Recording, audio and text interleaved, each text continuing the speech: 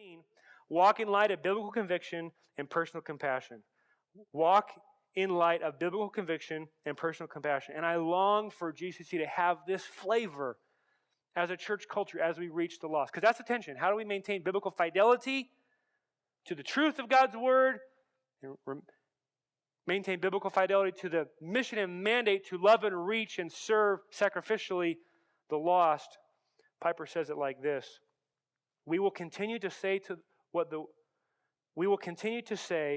the world by and large will not believe, namely that it is possible to describe homosexual behavior as sinful, perverse, abnormal, and destructive to persons and cultures, while at the same time being willing to lay down our lives in love for homosexual persons. In fact, we say something even more radical and unbelievable to the world, namely that you must believe homosexual behavior is a sin and harmful in order to love homosexual persons. Because God tells us in 1 Corinthians 13, love does not rejoice in wrongdoing, but rejoices in the truth. If you deny the truth that homosexual behavior and practice is a sin, but instead approve of it and endorse it and rejoice over it, what you bring to the homosexual person will not be love, no matter how affirming, kind, or tolerant you treat them.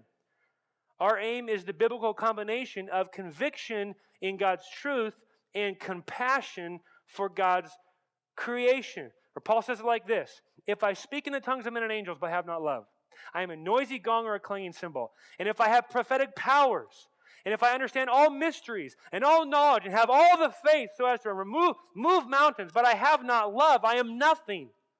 If I give all I have away, and I deliver my body to be burned, but I have not loved, I gain nothing. Love is patient. Love is kind.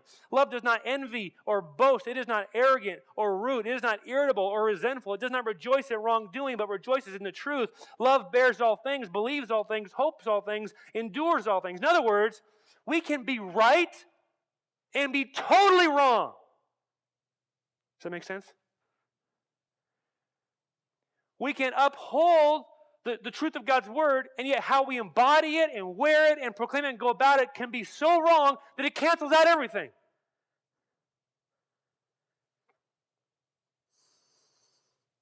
Walk in light of biblical conviction and wear it with personal compassion, because you recognize that you're the chief of sinners, that the real mystery is why God even saved you, and you're on point with keeping it about Jesus.